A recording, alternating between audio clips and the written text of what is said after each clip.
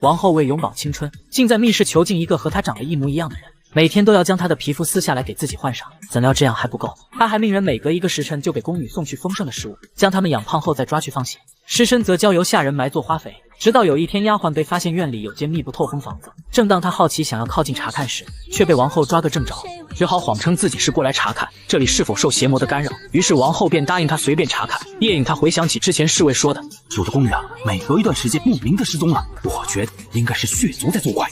她怀疑王后有可能就是吸血鬼，没办法，只好硬着头皮开始在房间里装模作样的施着法，随后想趁机逃跑，不料一个不小心摔倒，直接把王后的窗帘弄坏了，吓得她连忙道歉说自己不是故意的。既然是不小心，那就算了吧。就这样。有女主光环的她侥幸活了下来。到了晚上，她在花园里发现一个奇怪的东西，便捡起来查看，发现竟然是一截断指，这可把她吓坏了。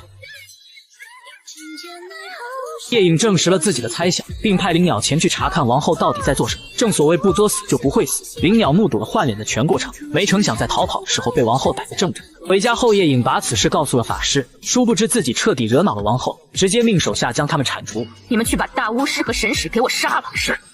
法师独自在房间内练习法术时，王后派来的吸血鬼潜伏在暗处，伺机要攻击他。另一边的夜影也同样遭到攻击。自己解决掉吸血鬼后，想起法师也身处险境，便跑到他的房间，看到法师也和吸血鬼扭打在一起。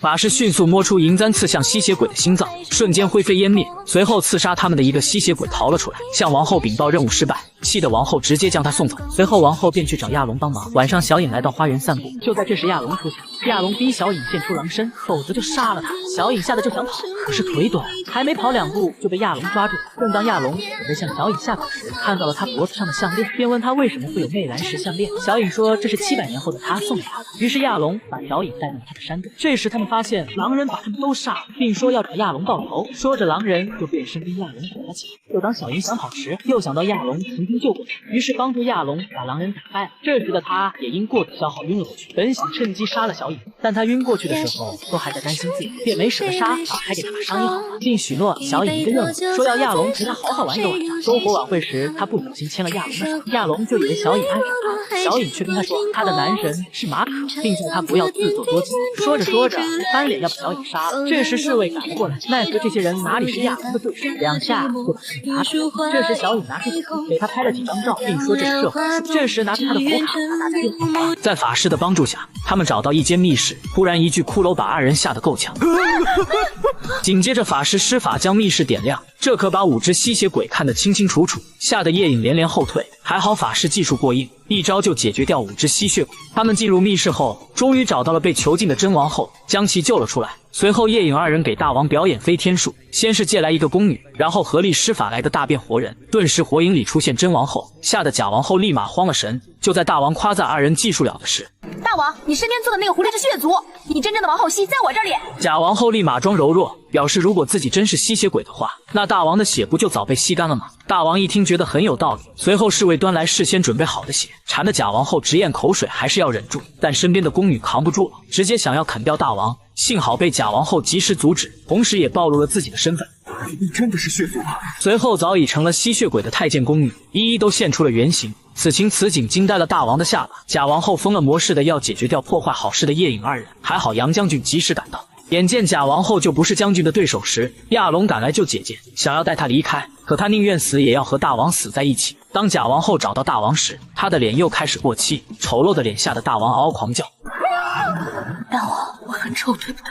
原来他每次换脸都要承受抽水剥皮的痛苦，再耗费掉全身精力，就是为了留在大王身边。王后见状立马递给大王匕首要刺死他，可大王恋在往日的情分赶他离开。伤心欲绝的假王后本想杀掉王上和他一起死，奈何自己下不了手。假王后得不到大王的爱，便选择了自杀后瞬间灰飞烟灭了，只留下生前亲手为王上刻的发簪。这时沙姐姐赶了过来，说着就要给她姐报仇。这时姜子牙赶过来跟她打了起来，小影和杨戬等人都赶过来，王后下令要把沙姐姐赶了，小影便用符卡把她带走了。沙姐姐饿了，小影便去牛身上放了点血给她，可谁知沙姐姐不喝动物血，小影没办法，只好拿自己的血给她喝。沙姐姐感动的跟小影说，要让她成为她的新娘，要她跟她一样拥有永恒的生命。次日杨戬他们奉命捉拿沙姐姐，小影制止了他们。这时又来一队侍卫，说奉命要把宫里的所有人都砍。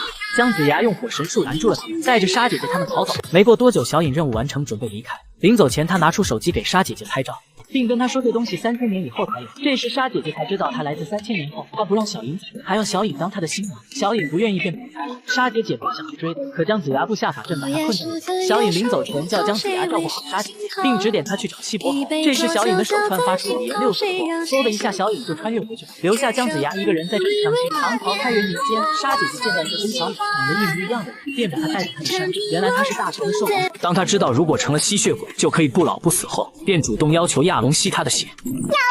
亚龙表示还要等7天，到了月圆之夜才能吸。可杨玉环一听却不乐意，还要再等7天呀？这多等1天，我就多老1天，脸上的皱纹肯定又多了一道。于是他围着亚龙来了个魔力转圈圈，转得亚龙直呼有些受不了。另一边的夜影穿越到唐朝，刚好遇到他的师兄飞鸟，想上前打个招呼，他却骑马离开了。路人甲告诉他那是京城的王爷。经过3天3夜的寻找，终于到了王府，又被几个保安拦了下来。随后他想要翻墙进入王府，可下一秒